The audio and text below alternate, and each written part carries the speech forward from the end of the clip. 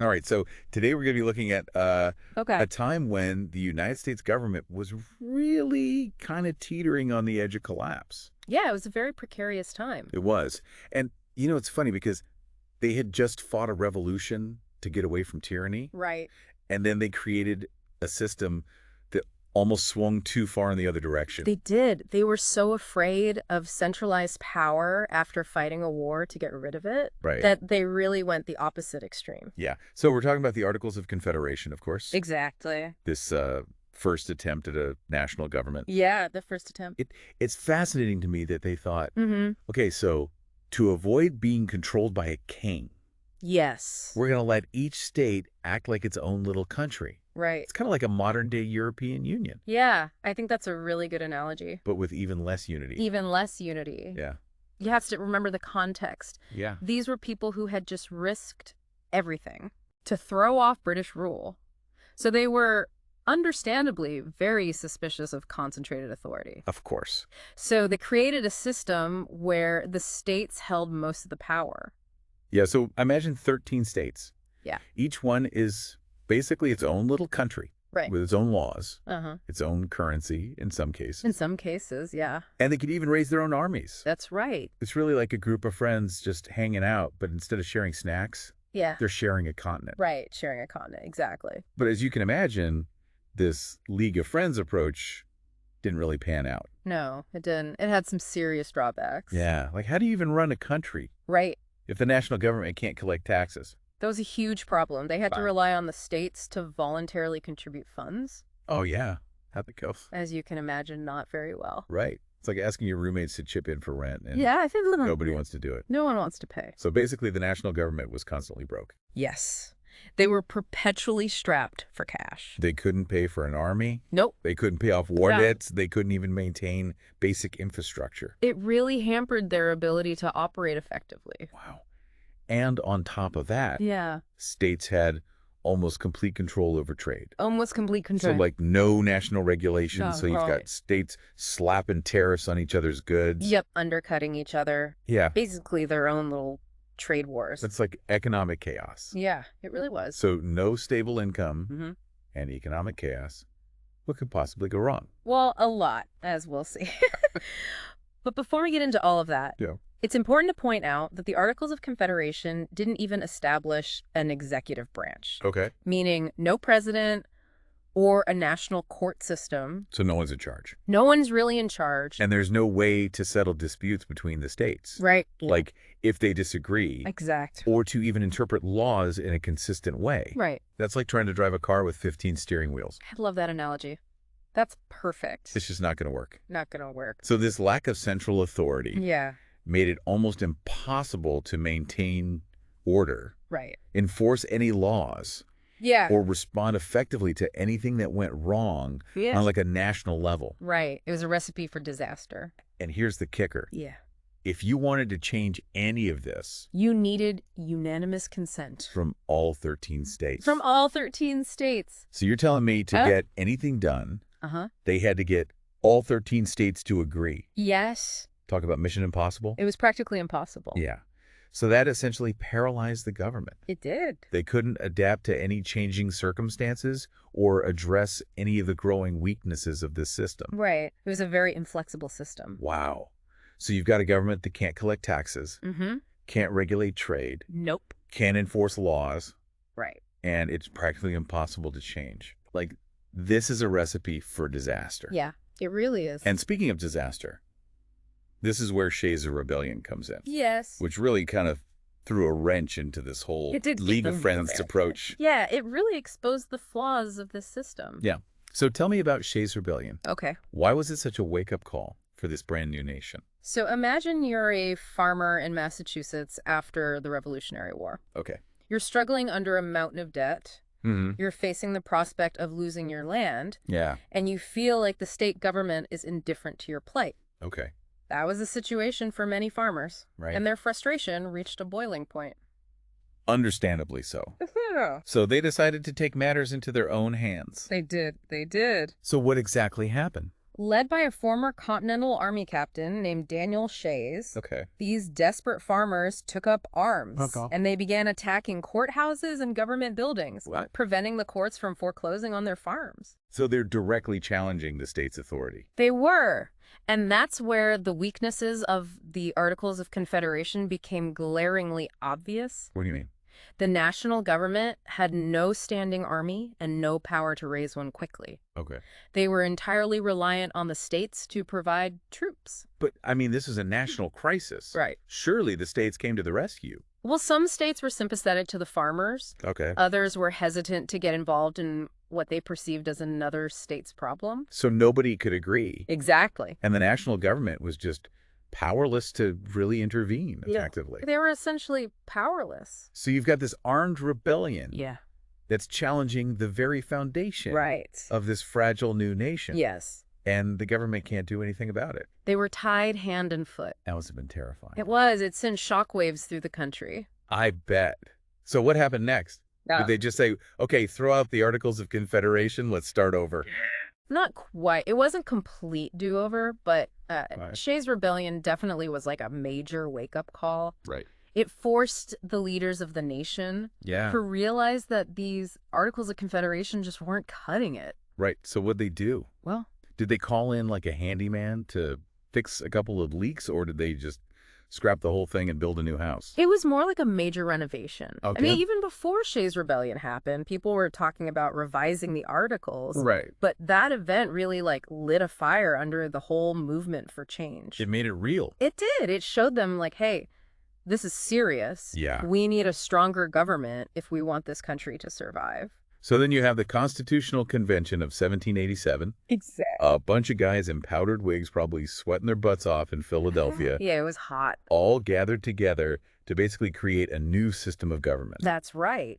A new blueprint for the nation. Sounds intense. It was. You have delegates from all 13 states, each with their own agendas. Of course. Their own priorities. Yeah. And they're all debating fiercely about what this new government should look like and what powers it should have. And remember, these are the same guys who just fought a war to get away from tyranny. Exactly. They didn't want to just hand over all the power to a new king or president or whatever. That's right. They were very wary of centralized power. So how did they balance this need for a stronger national government Yeah. with this like deep-seated fear of creating another tyrannical monster? That was the big question looming over the whole convention. Yeah, And it led to a lot of really interesting compromises and power struggles. I bet. So like, who are the major players in this whole debate? Well, you had the Federalists guys like Alexander Hamilton, Okay, James Madison. big names. Yeah. They were all about a strong national government, Okay. one that could effectively handle things like national defense taxes, interstate commerce. Okay, so they're like, team, let's get our act together. Yes, exactly. Team, get it together. But I'm guessing there was another side to this. Oh, there was for sure. You also had the Anti-Federalists, Okay, led by figures like Patrick Henry and George Mason. okay. These guys were really suspicious of giving too much power to the national government. Right. They were afraid of ending up right back where they started with another version of British tyranny. Right, so they're team states' rights. Exactly. Team states' rights. And I imagine this debate got even more heated It did. when you considered the different needs and priorities of large states versus small states. You're right. That was one of the biggest sticking points. Makes sense. Yeah. I mean, if you're a big state with a lot of people, Yeah, you want your voice to be heard. of course. The large states wanted representation in the national government to be based on population size. So more people equals more power. Right. But the smaller states were worried that they'd get completely overshadowed in that system. Yeah, I can see that. They argued for equal representation for each state, regardless of how many people lived there. Makes sense. They wanted to protect their interests. Exactly. So how did they solve this? Did they just like arm wrestle for it? Well, luckily, they found a more peaceful solution. Okay. They came up with what's known as the Great Compromise, Okay. sometimes called the Connecticut Compromise, Okay. and it created a bicameral legislature, Meaning? 2 houses, Okay. the Congress with 2 parts, Yep. the Senate, Okay. where each state gets 2 senators, no matter how big or small they are, Okay. and the House of Representatives, where representation is based on population.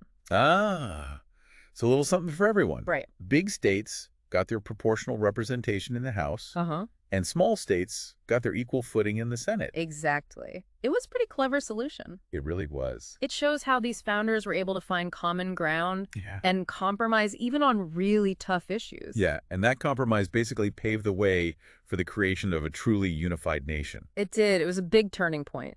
Okay, so they solved the representation problem, but did the Constitution actually fix those weaknesses from the Articles of Confederation? It did. The no money, no power, all chaos thing. Yeah, they addressed those issues directly. Okay.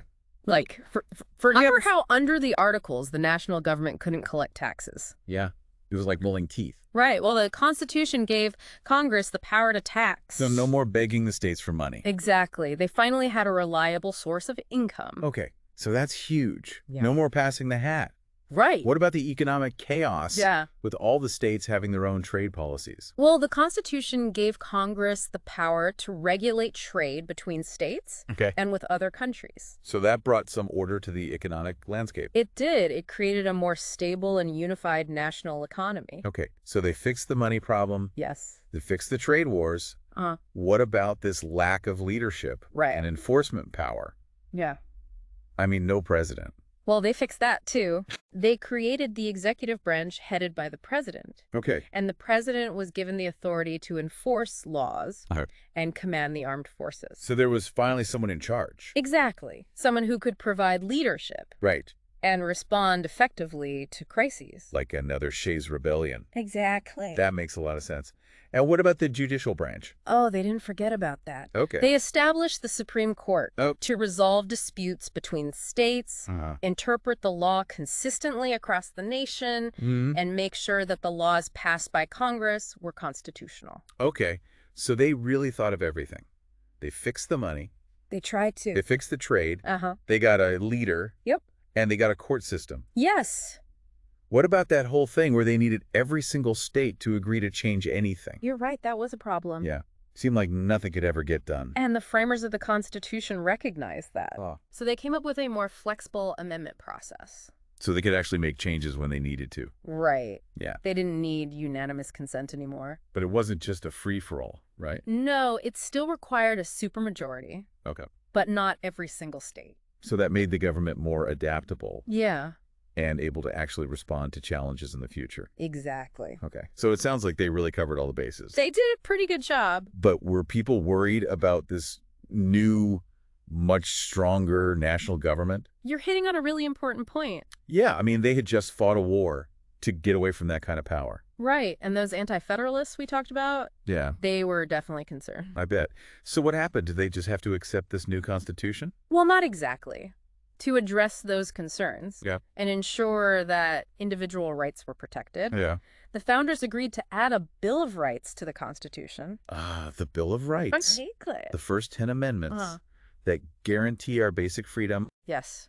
Freedom of speech, religion, assembly, all of that. So it was like a compromise It was. to make sure that this newly empowered national government didn't become too powerful. That's right, to protect individual liberties. And the Bill of Rights became a really important part of American democracy. We did, a cornerstone. Yeah.